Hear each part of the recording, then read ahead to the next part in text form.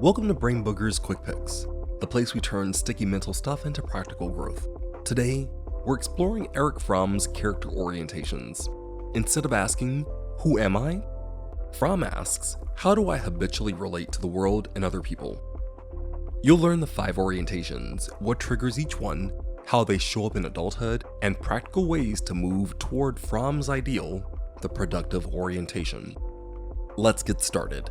But before we dive in, if you haven't already, please click subscribe and tap the notification bell so you never miss an episode.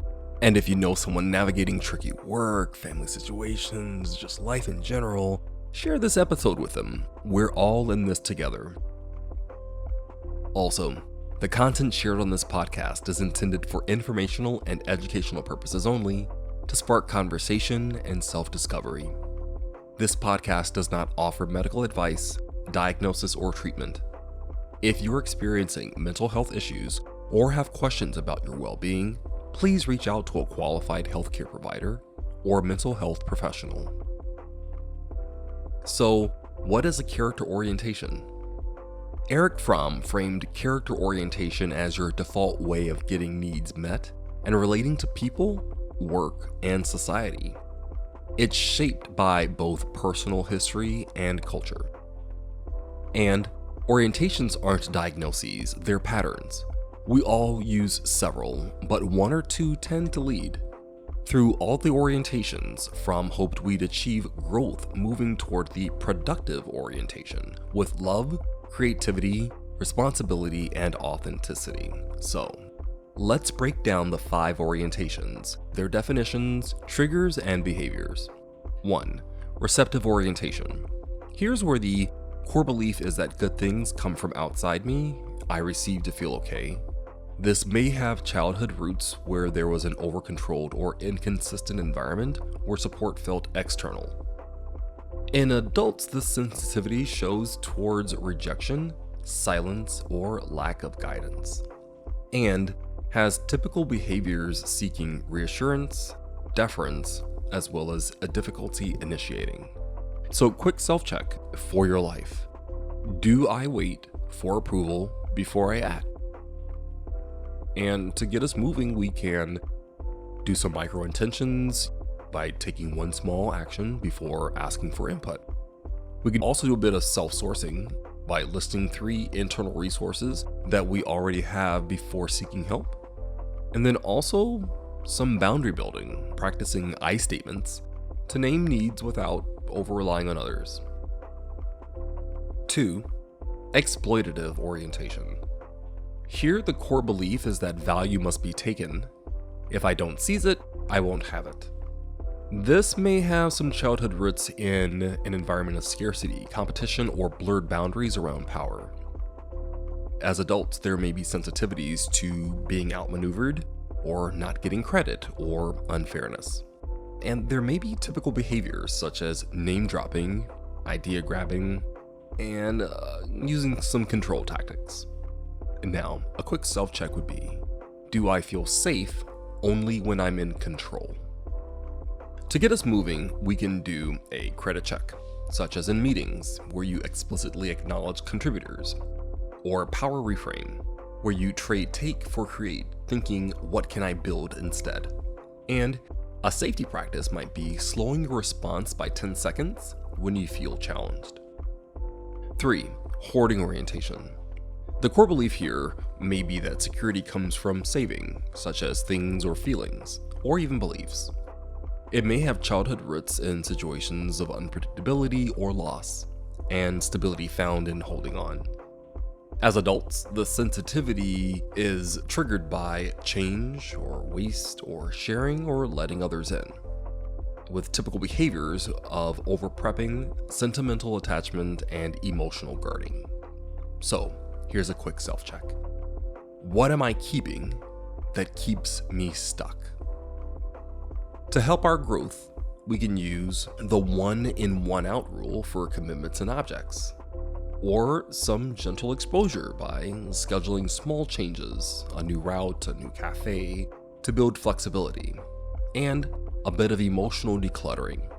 Journal one belief you've outgrown and one to adopt. 4. Marketing orientation. The core belief here is, I am what I can package and sell. Value equals adaptability and image.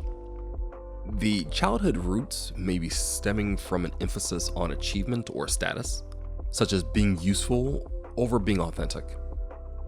Adult sensitivities may be triggered by criticism, invisibility, or slow feedback loops, with typical behaviors of often rebranding oneself, chasing trends, or over-polishing. Here's a quick self-check. If no one were watching, would I choose this? To help us understand this orientation, perform a value audit. List intrinsic values that don't need applause. Presence reps. Do one meaningful task without documenting it. And get feedback fast. Ask for specific, process-focused feedback, not just praise. And 5. Productive orientation. Fromm's healthy ideal. Here, the core belief is that I create, love, and act responsibly. Value flows from who I am and what I build with integrity. This has childhood roots in situations that involved encouraged expression, secure boundaries, love, and responsibility. Adult sensitivities are triggered by injustice and inauthenticity paired with resilience, with typical behaviors focused on generative work, deep relationships, and congruent choices. So here's a self-check. Are my actions aligned with my values today? Some growth moves are daily creation, using it 20 minutes producing something, be it writing, designing, or planning. An integrity loop. Before saying yes, ask, does this match my values and capacity? And love in action. One concrete act of care for self or others daily. Now, let's try tying it to sensitivities and attachments. Receptive often pairs with anxious attachment, heightened sensitivity to rejection and silence. Avoidant attachment can look like hoarding, guarded, or marketing, performative independence. Exploitative may spike under threat with low agreeableness and high neuroticism, think about your canoe, but softens with secure bonds. And productive correlates with secure attachment and balanced canoe traits, especially conscientiousness and agreeableness applied with autonomy. So how do you spot your leading pattern? Consider, when stressed, do I A, wait for help, receptive, B, take control, exploitive, C, pull back and store, hoarding, D, perform to be valued, marketing, or E, create and connect, productive. And then ask, what triggers me most? Rejection, being outshined, change, criticism, or injustice and inauthenticity? And where do I feel most like myself? Receiving, winning, preserving, impressing, or creating and connecting? If your desire is to move into a productive orientation, here's a 7-day practice to employ.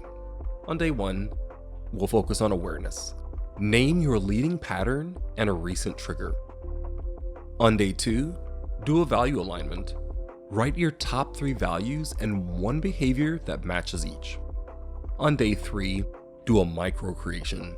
Ship something small, a paragraph, outline, or 15-minute build.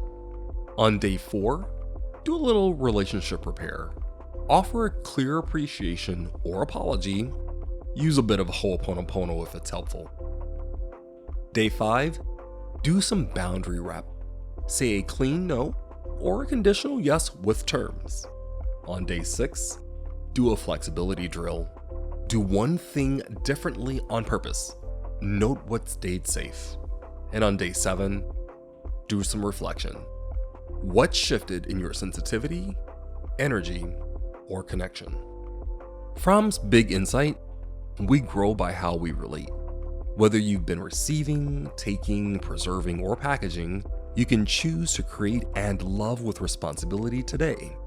Notice your default, choose one productive action, and repeat. Tiny, consistent moves change orientation over time. Thank you for joining me on today's Quick Picks episode about Erich Fromm's character orientations. If this resonated, share the episode with someone who's doing the work. We're all looking for a better way, an informed way. Don't forget to like and subscribe, tap the notification bell, and jump into a deep conversation with a friend. Until next time, stay aware, seek your desired orientation, and join me as we pick and dig in on brain boogers.